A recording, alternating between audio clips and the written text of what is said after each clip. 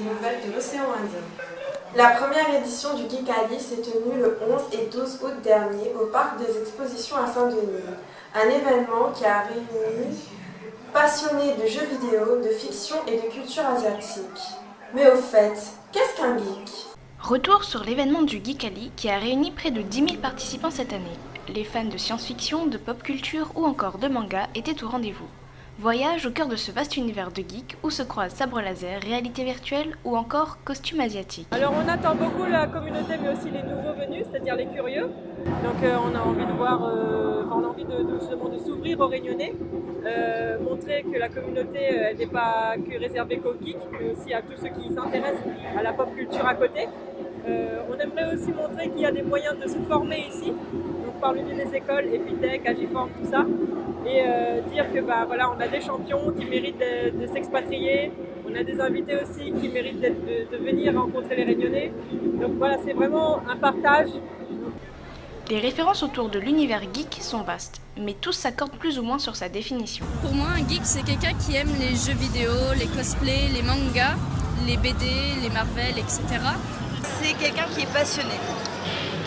Ça peut être par les jeux vidéo, moi par rapport c'est par le cosplay, mais voilà, qui est passionné de la culture pop en général, ça peut être de comics comme de mangas.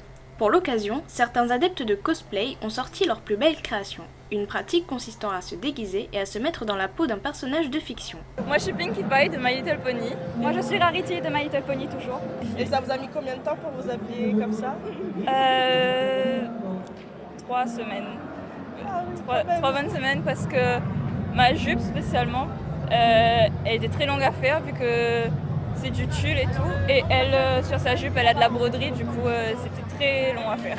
Avec autant de participants, l'événement aura connu un grand succès, de quoi assurer la diffusion de la culture geek dans notre île. Lors du tournage de son émission Claudio dans la case, l'animateur rencontre à Sainte-Marie le groupe Madia Maloya. Notre journaliste en a profité pour découvrir l'envers du décor. C'est Maloya dans nous, cabaret 6h, 6h, on met l'ambiance jusqu'à grand matin. Oui. T'as longtemps de TV? Oui. T'as combien de temps? Moi, décidément, depuis 92. Nous avons assisté au tournage de l'émission Claudio dans la case, un divertissement diffusé sur Réunion Première. David Madia, un habitant de Sainte-Marie, a eu l'occasion de présenter son groupe et sa musique. Madame, mon petit pour formation, Maloya Madia, qui a été créé depuis l'année passée, il y a un an bientôt. Et que le Maloya est de mon cœur, depuis 89. L'objectif déjà, c'est qu'il faut connaître à nous, déjà de haine. Après, déjà, moi, ce qui me voit, c'est la musique réunionnaise. La principe, les passés développés, il manque ces gammes folkloriques, Maloya. Même dans le rap dancehall, même toutes les danseuses en ce moment font la musique, il manque des découvertes. Claudio dans la case est une émission musicale qui diffuse des clips vidéo. L'émission a commencé il y a 3 ans. En fait, au début, on voulait faire une émission qui lie des clips avec une proximité avec les gens. Donc Claudio, il fait le lien avec tout ça et nous, après, on fait chacun son rôle. Claudio, ce que l'Ilani, la surprend à nous déjà. Et la manière qu'il parle, les biens, les accrocher. Et l'interview pour nous, c'est déjà un grand découverte. Malgré les points positifs du programme, David Madia est conscient qu'il faut plus qu'une émission pour se faire connaître. Après, il faut venir à plusieurs émissions, il faut inviter plusieurs interviews pour vraiment faire connaître tout le groupe, il faut connaître où, toute personnalité de musique, le style de musique.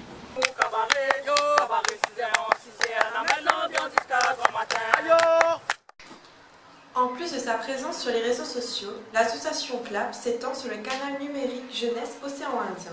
Ce partenariat a été officialisé dans nos locaux. Like CLAP!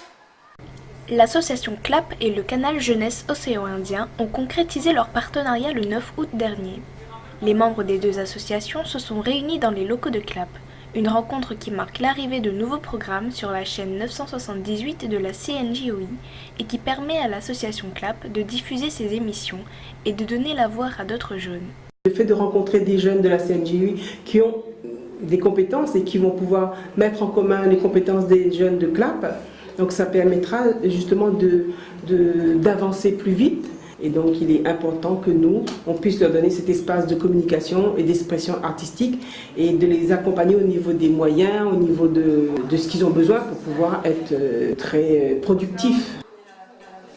Le fer de lance des deux associations tend à valoriser la jeunesse réunionnaise à travers des projets audiovisuels, un moyen pour les jeunes participants d'acquérir des compétences dans ce domaine et de faire valoir leurs paroles grâce au numérique. La CNJOI se fait justement plaisir de diffuser les émissions de l'association CLAP, parce que voilà, c'est donner de la voix aux jeunes et c'est la même philosophie que nous justement.